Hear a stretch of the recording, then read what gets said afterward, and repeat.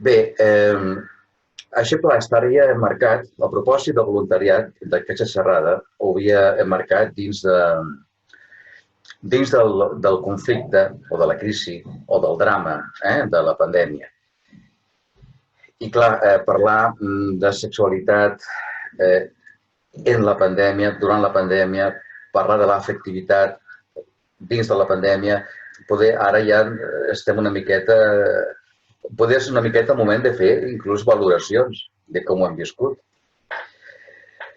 Individualment, les percepcions col·lectives que podem tenir. L'altre dia, el degà del Col·legi d'Advocats deia que havia constatat en les últimes setmanes un increment d'un 10%, que en realitat és poc, un increment d'un 10% de parelles, persones, que demanaven informació sobre el divorci o la separació. Perquè, clar, hi havia una percepció que el confinament implicarà ofec, implicarà crispació, saltaran xispes, serà fàcil que les parelles entrin en conflicte. Hi havia, o bé, aquesta perspectiva era un interrogant, perquè òbviament no hi havia referents, o al contrari, poder era una oportunitat que parelles que vivien una miqueta en una situació grisa o ambigua poguessin enfortir les seves relacions. El que sí és veritat és que, de manera molt àmplia, no hi ha dubte que les persones que no han pogut conviure i estaven implicades o enamorades, òbviament, s'ha potenciat el vincle, és una obvietat. Ens veiem menys, ens escrivim molt, es comuniquem de manera virtual, òbviament es potencia el desig, l'afecte, les ganes d'estar amb ella. Bé, el tema és que aquest increment només d'un 10% ens dona pistes de que, lluny d'allò que es preveia, de que, quan s'acabi el confinament hi haurà moltes separacions. Doncs no ha sigut així. Malgrat que encara falta poder més perspectiva, més mesos o més setmanes, perquè ells, el món de l'advocacia, puguin fer una valoració de la repercussió d'aquesta circumstància. En l'àmbit de les teràpies psicològiques, que és el meu àmbit, tampoc ha hagut una gran, diguem-ne, una gran demanda de conflictes de parella. El que és segur és que parelles que la cosa no anava massa bé, aquests 2 mesos i escaig, les que no anaven massa bé s'han distanciat més. S'han subratllat més les diferències i a l'inrevés, els vincles que anaven molt bé, segurament que s'han enfortit més. El tema aquest de, els tòpics previs, ja veuràs, o baby boom o moltes separacions, hi havia tota una sèrie de lucubracions, de teories, i el que estem constatant, a nivell de la professió, hi ha cert consens que, bé, no ha estat tan transcendental aquests 2 mesos en l'univers afectiu de les persones. No ha sigut tan transcendental. El que sí ha pogut és accelerar processos. Parelles que la cosa no anava bé, s'ha accelerat el desig que ho hem de deixar córrer. Parelles que estaven en una situació més o menys inicial, poder s'ha consolidat aquell vincle, ha accelerat processos. Estem parlant molt del tema, diguem, de parella, però també podem fer extensible a l'àmbit familiar. Pares, fills, etc., la convivència. És un univers que no hi podem generalitzar. És com si intentéssim comparar com ha viscut un matrimoni que viu, jo què sé, a un piset de la Meridiana amb 3 nens petits, comparar-ho amb una família que viu a Martorelles, que té espai, té gespa, jo què sé. Són universos incomparables. No es pot fer una generalització. Cada persona ho ha viscut de manera diferent. El tema de la sexualitat. Clar, no hi havia referents. Potser el referent era com es vivia l'etapa vacacional, o l'etapa de l'agost, les vacances. Home, sí, segurament sí, segur, segur. Hi havia un increment de la vida sexual, per raons molt diverses.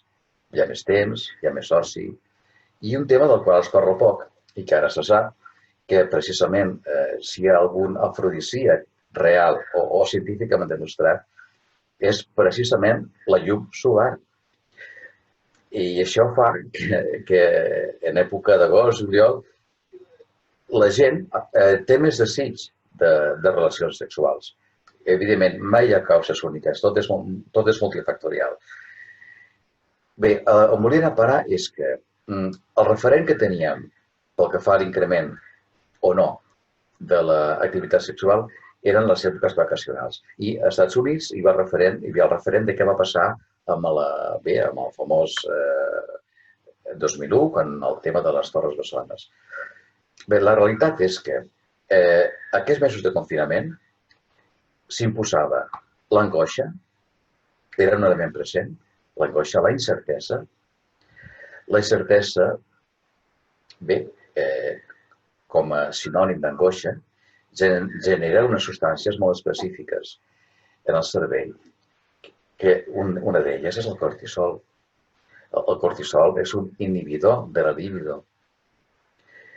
I les situacions d'angoixa incrementen també una hormona, que és l'oxitocina, que és l'hormona de l'aferrament, del vincle, de l'estima, de l'apego, que es diu en castellà. La traducció de la paraula apego és una miqueta complexa. Seria potser aferrament. En definitiva, d'una manera molt precisa, és molt probable, i comença a haver ser conscients, que aquests mesos de confinament s'ha potenciat el vincle afectiu per la presència, diguem-ho així, de l'oxitocina. S'ha reduït, diguem-ne, la pràctica sexual per la presència del cortisol. Perquè l'angoixa i la libido, diguem-ne que són incompatibles. Són com l'aigua i l'oli. Si hi ha angoixa, la libido difícilment pren forma. Generalment no pren forma. Bé, escolta, hi ha un gos que borda. El sentiu? Es molesta o no? El sentiu vosaltres, el gos que borda? Sí. Sí, el sentiu? El molesta molt o no? No. No, si no tancarem la porta. Se sent bé, tu. Se sent bé? Sí, se sent bé, se sent bé. Val. Aviam, això pel que fa al confinament, perquè és un tema que s'ha donat moltes voltes aquestes setmanes, televisió, programes, etc.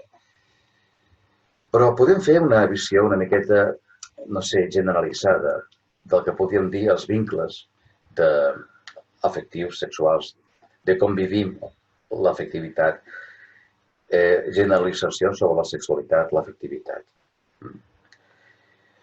Per exemple, podríem iniciar la importància que té l'afectivitat, tant verbal com l'afectivitat no verbal al llarg de la nostra vida, que juga un paper absolutament fonamental. Amb l'afectivitat nosaltres fem allò que és més important, que és establir relacions, construïm les nostres relacions a partir de l'afectivitat. Hi ha coses que estan perfectament descrites.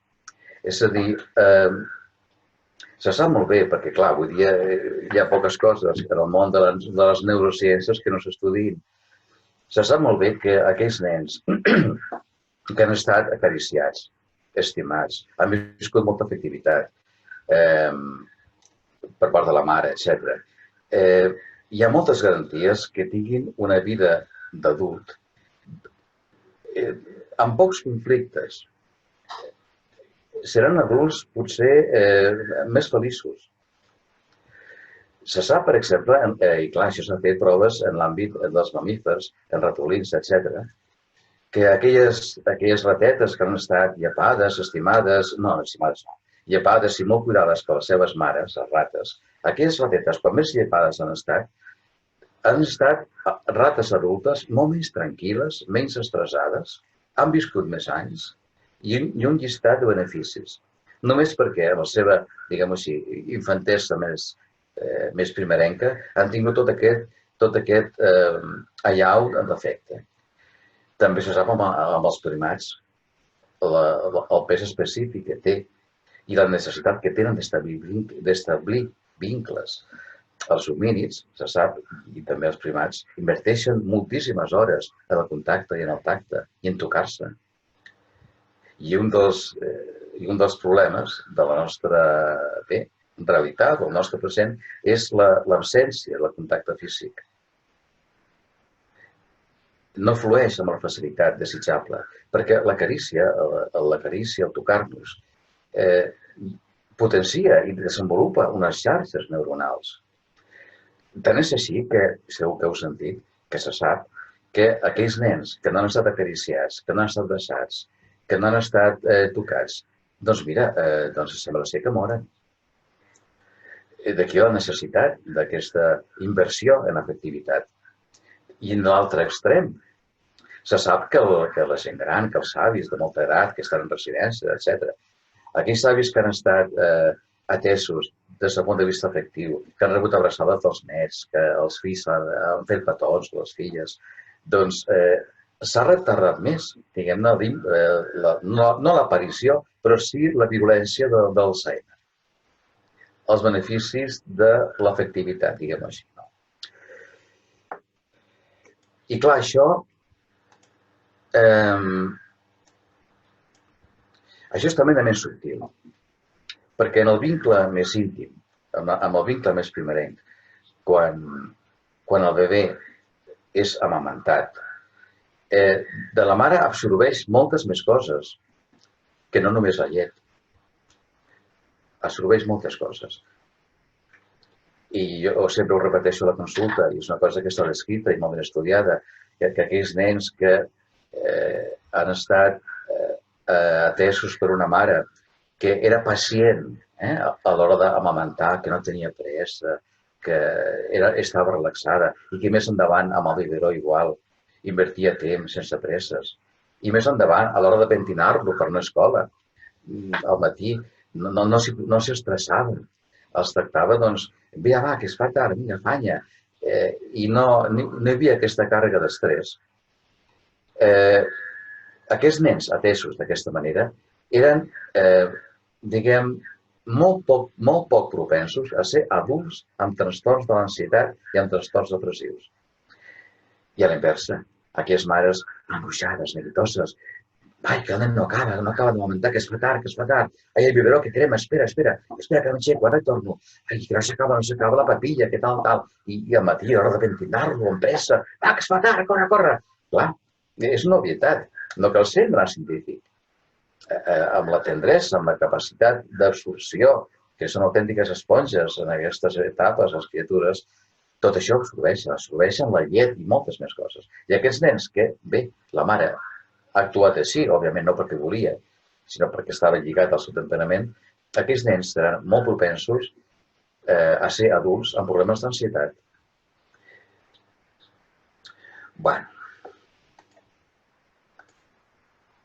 Exacte, jo tenia preparat una dissertació a l'ús, però dèiem de fer-ho més dinàmic, de que cadascú expliqués la seva, etc. Aquí hi ha un edifici que seria, diguem-ne, la relació de parella. Té 3 pisos. El primer és la comunicació. Si aquella comunicació funciona bé, i són 3 pisos molt diferenciats, i a vegades ens costa establir això, la línia divisòria, on acaba una sensació i comença l'altra. Quan la comunicació flueix bé, quan hi ha ganes de comunicar, quan hi ha ganes d'arribar a casa i explicar a la parella què he fet, i a més tinc ganes d'arribar a casa i escoltar com li ha anat, i aquella comunicació funciona bé. Sense adonar-nos, es construeix a sobre, de manera gairebé sense cap propòsit, de manera automàtica, es construeix l'afectivitat a sobre d'una bona comunicació. Clar, la comunicació i l'afectivitat no és el mateix. La comunicació la tenim amb moltíssima gent. L'afectivitat ja cal un vincle més especial. L'afectivitat implica també ganes d'estar, ganes d'agafar-te la mà, ganes de l'abraçada. Fixeu-vos que parlo de l'afectivitat desproveïda de sexualitat. Diguem de l'afectivitat en estat pur, les ganes de, quan estàs a la cuina, d'abraçar-te, com em relaxa que estiguem abraçats al mig del passadís. Allò que dèiem abans, com flueix l'oxitocina. Hi ha un autèntic bombardeig d'oxitocina en els cossos respectius quan hi ha una abraçada relaxant o quan estem en la nit relaxats. I no es presenta la sexualitat. Per cert, m'hi trobo sovint a la consulta que hi ha persones, més aviat homes, que aquest pis intermig, el pis de l'afectivitat, no el tenen prou treballat, o no hi han connectat, o són per ells un univers desconegut, perquè, exacte, parlava del llit. Per a molts homes, anar al llit amb ella vol dir o anar a dormir o anar a tenir activitat sexual. Però aquesta esfera de l'afectivitat, hi ha molts homes que no la contemplen, ja sigui per temes biogràfics, allò que dèiem abans, que no han estat educats en l'afectivitat, no han connectat massa amb l'afectivitat. I aquí és quan apareix la queixa universal de les dones. Quina és la queixa universal que trobem els terapeutes? Que el meu marit va sempre directe al gra. I a mi m'agradaria que m'acariciés, que em toqués, que fos romàntic, però és que no, ell va directe al gra. Jo estic farta, i això, clar, té unes repercussions. Té les repercussions en quant a una afectació de la libido, a que, bé, puc desenvolupar, en casos extrems, certa animadversió a la persona amb la que convisco, inclús a la sexualitat com a sensació.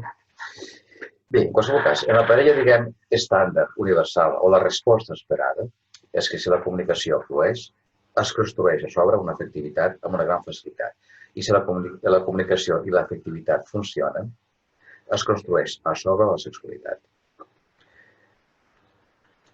I aquí és quan moltes parelles o individus, és igual, posem un home, ve a la consulta i comença a parlar de és que el sexe, és que ella mai té ganes, és que a vegades a mi em falla l'erecció, i que és que a més ella no sé què, i ho fem una vegada al mes, i és que he anat inclús al uròleg, perquè no és una qüestió meva, perquè a més ella resulta que bla, bla, bla.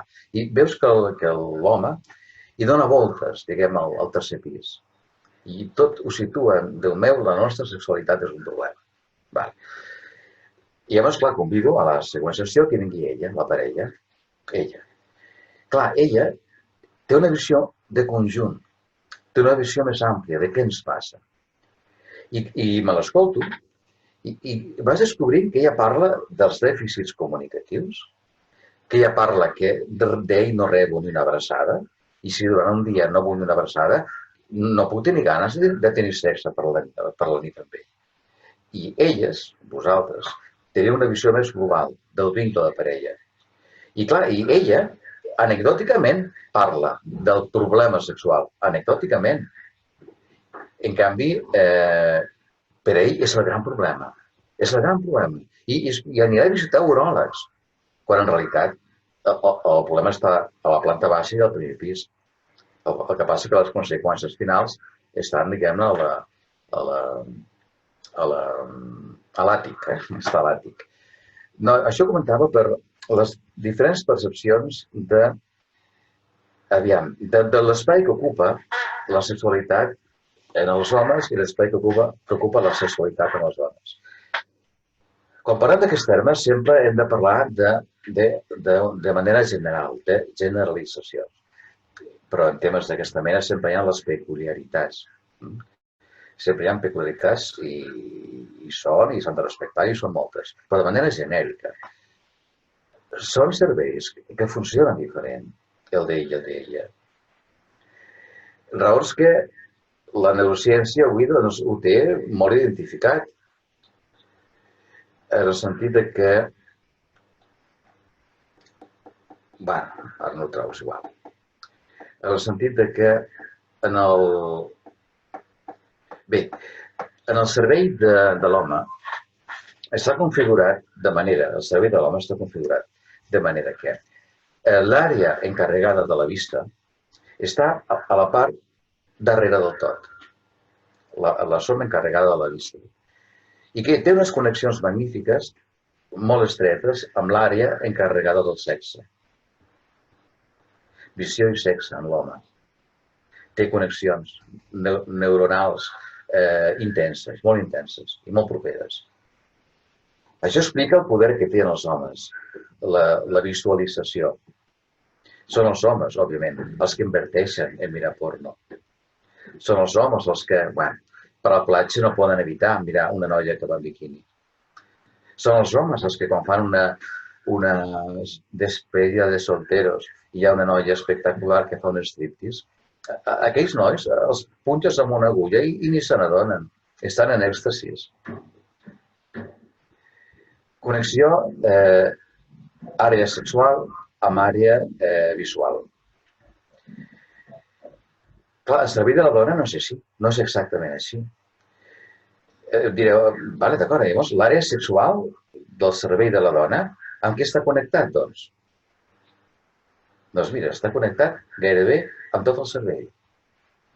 Gairebé de manera igual amb tot el cervell. I no específicament tant amb l'àrea visual. Per tant, les dones podeu ser molt estimulades a partir de com em sento atesa, com em sento tractada, com em mira. Fixeu-vos, a què es dedica? El to de la veu, com em parla. El que sento com m'acaricia. Tot el cervell es posa en funcionament per decidir si aquella persona pot, diguem-ne, despertar-me la libido i no tant un impacte visual. Òbviament, sí, l'aspecte físic també té el seu pes, només faltaria. Però mireu, una cosa molt òbvia que és molt fàcil d'experimentar. Quan anem a la platja, i si som observadors, i observadors, diguem-ho així, perversos, què veiem a la platja? Doncs mira, veiem que els homes, amb certa discreció o no, miraran les noies que passen caminant per la sorra. I és un impuls, diguem, d'un gran poder, Podríem dir que realment els homes, ho podem dir-ho sense embuts, que generalment a un home li costaria molt evitar aquella mirada, si voleu amb certa discreció. Què veiem a les dones a la platja? Generalment, respectem les peculiaritats, però què veiem generalment a les dones? Doncs mira, estirades a la sorra, prenent el sol, parlant amb l'amiga, posant-se crema, ara em fico a l'aigua, ara surto. Passarà un noi molt atractiu caminant per la sorra i el mirareu i direu, és atractiu, m'agrada, és guapo, caram, quin cos. Però no tindrà una repercussió, diguem-ne, d'impacte eròtic, com en el cas invers. Inclús portat a extrems fisiològics, no hi haurà ni tan sols una resposta fisiològica. Diguem-ho en plata. Davant d'una noia espectacular, un noi jove, a la platja, poder, amb certa facilitat, poder tenir una erecció només contemplant una noia espectacular que camina per la sorra. Com la d'Ipanema, com aquella cançó d'Ipanema, la cançó d'Ipanema, aquella noia espectacular que camina per la platja, contorneant-se. Doncs mira, un noi jove que està bé de salut, etc., és molt fàcil que tingui una erecció. Però no hi ha la correspondència en el cas femení. La correspondència en el cas femení, òbviament, és la lubricació. És molt difícil que una dona pugui lubricar mirant un noi. Molt difícil. Han de confluir més estímuls. Han de confluir moltes més variables. Òbviament, quan les noies fan una despedida de solteres, que van en parafernàlies i tal, que fan aquelles festes tan absurdes, tan absurdes com la dels nois, i van, doncs mira, hi ha un boi, em sembla que es diu, que fa un striptease. Clar, elles riuen, hi ha unes complicitats, i es toquen la colze, i miren, i riuen, hi ha la transgressió, i se'l miren, i el boi s'acosta, etc. Però és més el tema lúdic, diversió, transgressió, que no excitació. Poques dones tindran una resposta, diguem, una resposta sexual normalitzada en una situació així. En canvi, sí els homes. Torno a repetir que hem de respectar les peculiaritats. I hi haurà dones que possiblement s'exciten molt veient caminar un noi a la platja, però molt poques. Molt poques. Bueno, m'he centrat massa en això, perquè volia més parlar del tema de la parella. A veure, els conflictes de la parella. El verí més tòxic de la relació de parella, el verí més tòxic, és el que anomenem l'autoreferència. Què és l'autoreferència? L'autoreferència és que, òbviament, tots som autoreferencials.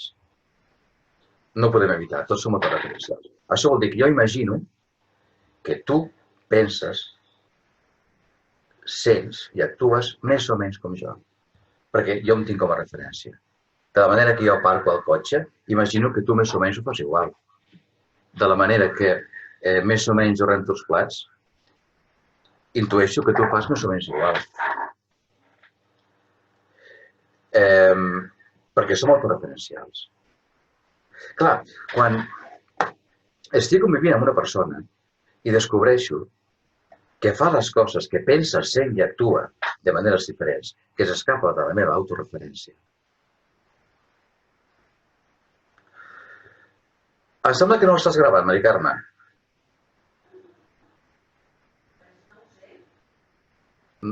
Eres tu qui ho gravaves? Bé, és igual. El tema és l'autoreferència com el pitjor dels verins. M'estranya, clar, com és que el meu marit o la meva dona, no sé, renta els plats d'aquesta manera, o condueix d'aquesta manera, o aparca d'aquesta manera. I llavors apareix una sensació d'estranyesa.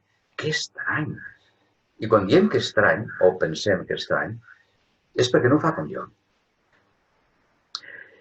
A partir d'aquesta percepció d'estranyesa, sense adonar-nos subtilment, apareix un distanciament. Ens hem distanciant. I a partir del distanciament, òbviament, el conflicte. Clar, si de l'autoreferència no es disparés l'estranyesa, és a dir, que estrany que aparquis d'aquesta manera.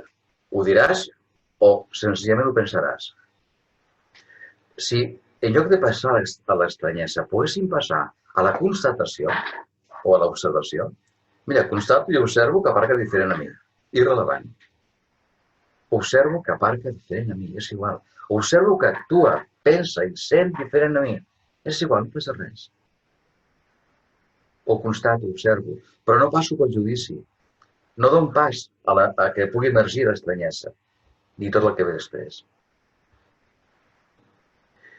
Òbviament, els conflictes de la parella són molts i molt diversos, però sembla ser que conflueixen, o el nudo gordiano, que diu el psicoanàlisi, és el problema autoreferencial. Bé, això gairebé amb un cop d'ull ja us heu situat, cal explicar molt poc sobre això. Clar, aviam, al principi de la parella, l'element passió i desig, la balança de l'esquerra, pesa molt. I pesa molt perquè el component amor, complicitat, pesa poc. Però tenim un disseny pervers. Qui ens va dissenyar, qui fos, va posar aquí unes pinzellades de perversió. Perquè a mesura que passen els anys, aquesta balança es va invertint. És a dir, passen els anys i pesa més l'amor i la complicitat, i es redueix una mica el desig i la passió. Hi haurà una època que s'estabilitza, fantàstic. I segurament, tant de bo, que fos una època molt llarga. Però són balances que van invertides. Qui es va dissenyar, qui fos, tant de bo es segueix dissenyat de manera que van passant els anys, escolta, i cada any que passa et desitjo més, i a més hi ha més amor. I 10 anys més endavant, et desitjo més i hi ha més amor. I 5 anys més, guaita, et desitjo més que abans i no, no. Doncs el disseny no és aquest. El disseny és molt desig i poc amor. I que la balança, mica en mica, es va decantant. Això què implica? Que amb la societat en la que estem instal·lats, de la pressa, de la impaciència, de l'acceleració, que no és com la societat dels nostres avis, ni dels nostres pares, on hi havia pauses, hi havia temps. D'alguna manera, això, els nostres avis ho tenien perfectament interioritzat. Ja ho sé que la meva dona no m'excitarà tant d'aquí 40 anys, uf, tant. Ja ho sé. Ja hi compto amb això. Ho tenien integrat. Però què passa ara? Quan la parella detecta que al quart, 5è any, ja no vibro tant per tu, això demostra que ho hem de deixar. Ja no m'excites tant, ja no vibro tant per tu. Ho hem de deixar. I no dona l'oportunitat, bé, de que la balança segueixi el seu procés, de que es relaxi una mica el desig i la passió i que es vagi potenciant l'amor, la complicitat o els noms que hi vulgueu posar. No dona l'oportunitat de que pugui emergir tot aquest, tot aquest rosari de sensacions posteriors al desig, que són moltes. Però clar, i no és casual que sobre el quart i 5è any és on està la punta de la gràfica de les separacions. I a més hi ha aquest component que acabo de comentar, hi ha un component també que està lligat a la nostra biologia, que això també segur que heu sentit a parlar. Des del punt de vista evolutiu, els homínids,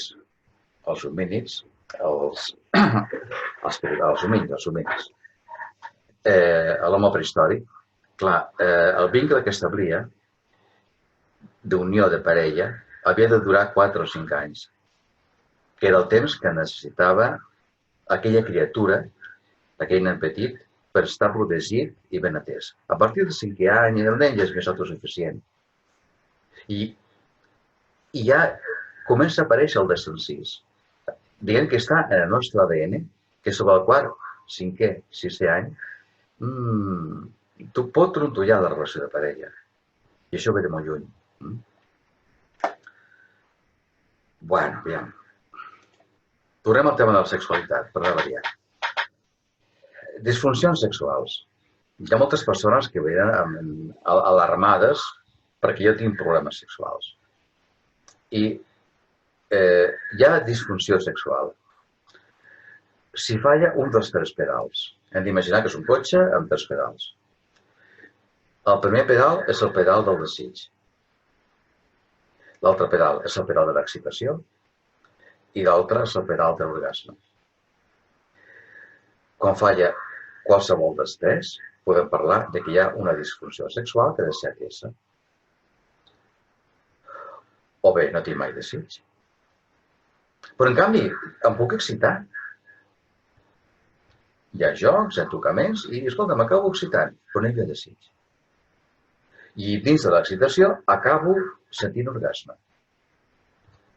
Però una excitació, generalment femenina, que culmina amb un orgasme, sense un desig previ, diguem-ne que és molt delicat. L'absència de desig. Amb l'absència de desig paguem un peatge en forma de reducció de la vida sexual. Són 3 pedals independents. Hi ha persones que tenen molt desig, però en canvi, quan passen, diguem, el contacte físic, els costa excitar-se, ja sigui per traumes del passat, ja sigui per la no acceptació del propi cos o per raons molt diverses. Desitjo el sexe, però no aconsegueixo excitar-me. I a vegades no aconsegueixo excitar-me amb ell o amb ella, però en canvi sí a soles. Hi ha persones que poden sentir desig, poden sentir excitació, però no arriben a l'orgasme. Generalment està més instal·lat a les dones anorgàsmiques.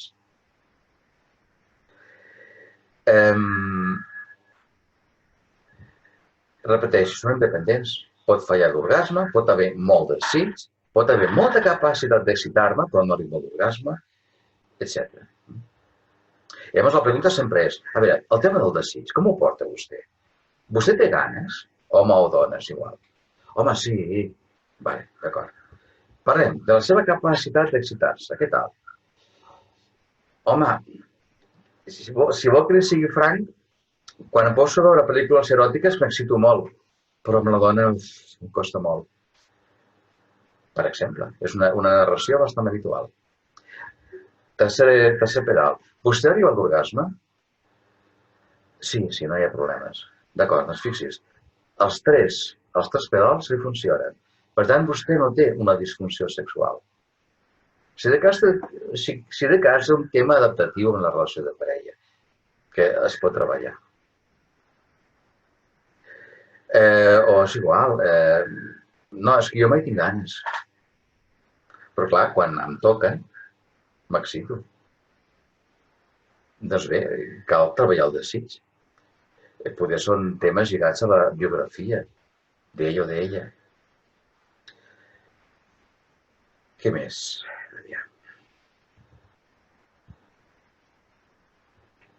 Podem passar aquí, per exemple. En les relacions de parella, és molt important identificar si estem patint o la cosa no ens va bé, identificar, a veure, què estem vivint. Anem avançant per un camí i en aquest camí hi ha una pedra, és a dir, un problema clar, concret, identificable i visible. Si és així, fantàstic. Anem els dos, agafem el problema, el conflicte, el treballem i seguim endavant. O traiem la pedra del camí i seguim endavant. Seguim caminant, apareixeran més pedres, segur. Les identifiquem, les treballem, les traiem i seguim avançant. Cada pedra un conflicte. Resoluble, generalment, entre ells. I en última instància, potser, amb un terapeuta. Una altra forma de viure els conflictes de parella. Que no hi ha pedres en el camí. Que la parella, ni ell ni ella, són capaços d'identificar exactament quin és el problema. Només sé que al teu costat no estic còmode o còmode. Però per què? No ho sé. No hi ha una pedra, no hi ha un motiu. A veure, intenti explicar-se. Per què no està a gust amb el seu marit? No ho sé. Jo només sé que quan estem al sofà asseguts mirant la tele, jo no estic còmode. Còmode o còmode. O quan estem en el cotxe i fem un viatge, al seu costat no estic a gust. Però no em pregunta per què, no sé explicar-me. Clar, aquí ja no hi ha pedres, no hi ha problemes detectables per poder-los treballar. Sinó que hi ha què és? Una sorra que es fica en l'engranatge de l'afectivitat. I clar, treure pedres d'un camí és fàcil, però treure la sorra de la maquinària costa, I a vegades ni es pot. I a vegades preguntem a la parella, a ell o a ella, a veure, amb què s'identifica vostè més? Amb un problema clar, precís i concret? O s'identifica més això? No sé per què, però no estic a gust. I és curiós, a vegades ell diu una cosa i ella diu una altra. A vegades tots dos coincideixen.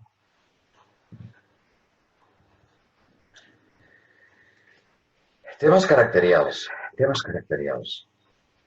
Això ho podem aplicar a moltíssimes coses. Hi ha persones que tenen esquemes mentals rígids, estructures mentals rígides, com els arbres. Altres, mira, que són més flexibles, com les canyes, més dúctils. Clar, ve una tempesta, ve una ventada i les canyes flexionen, mira, i no passa res, sobreviuen. Però els arbres, malgrat la seva resistència, la seva duresa, poden trencar-se.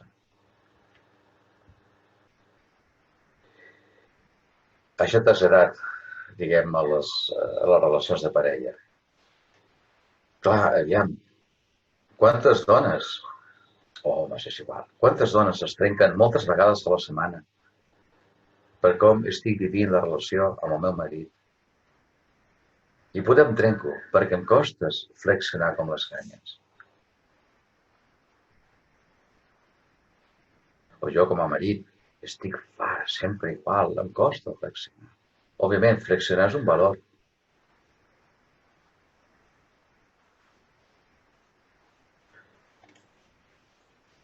Aquest poliedre,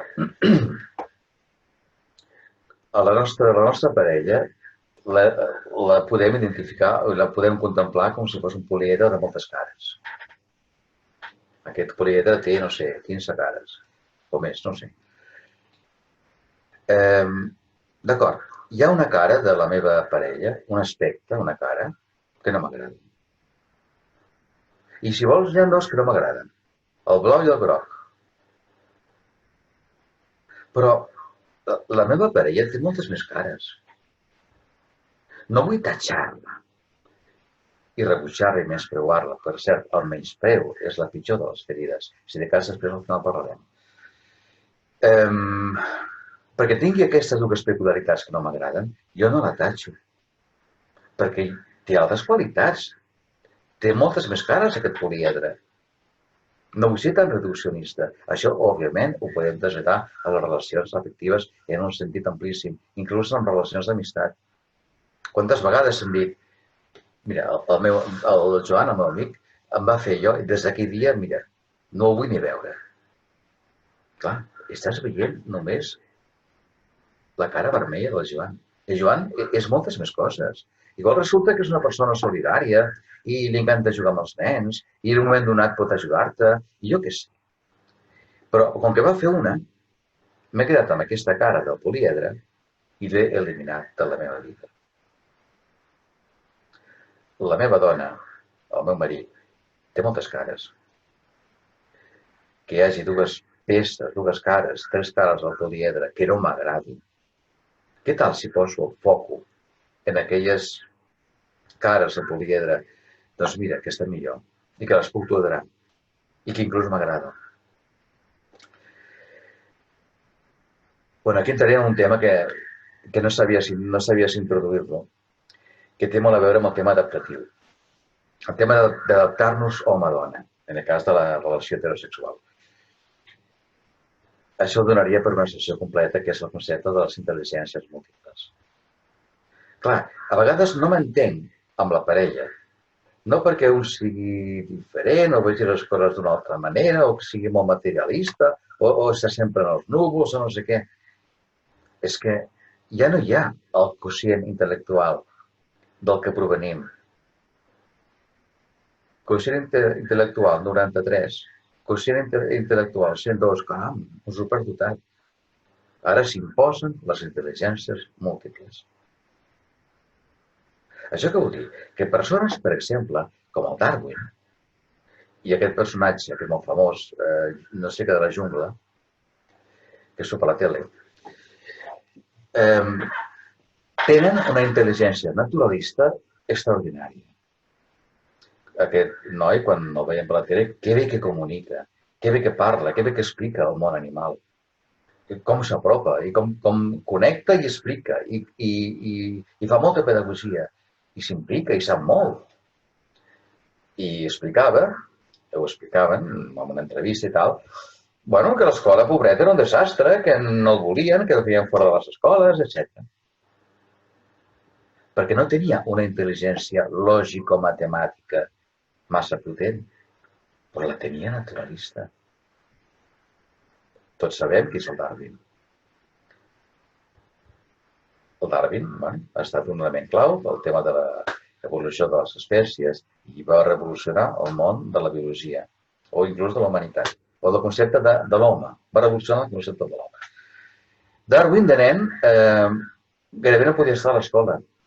Expliquen a la seva biografia que hi havia una mena de galliner amb uns conills a l'escola i mira, perquè estigués a distret el deixaven estar allà amb els animalets, perquè pobret de matemàtiques i la resta fatal. Darwin. On ho veu? John Lennon. Una intel·ligència musical molt notòria. El van fer fora de totes les escoles. No ho volien enlloc.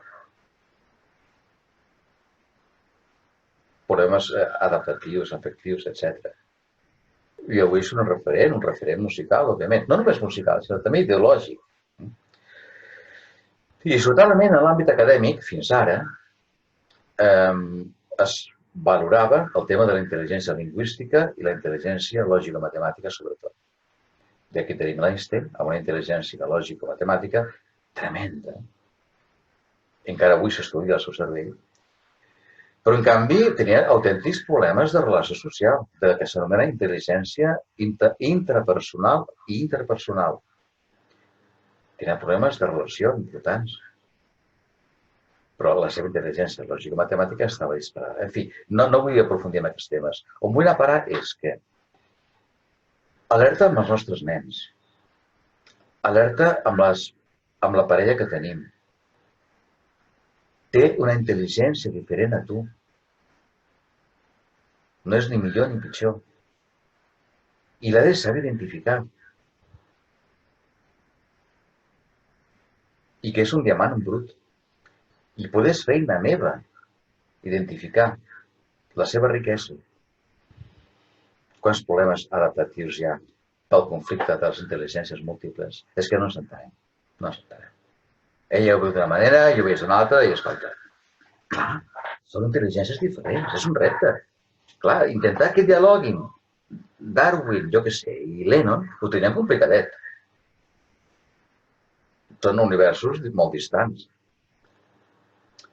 O que Shakespeare dialogui amb Michael Jordan, una conversa de 2 hores és complicat. Però clar, té un cervell aquest Michael Jordan quant a la motricitat i la psicomotricitat, tremendament privilegiat. I això te reverteix en més aspectes de la vida, perquè això són nomenclatures. Quan diem intel·ligència musical, no vol dir només que sap tocar bé la guitarra o que té bona oïda, és més coses. Per exemple, és capaç d'identificar el plor d'un nen, si plora per gana o plora per solitud. Intel·ligència musical vol dir entonar de manera persuasiva, saber parlar de manera persuasiva i convincent, les tonalitats de la veu. Bé,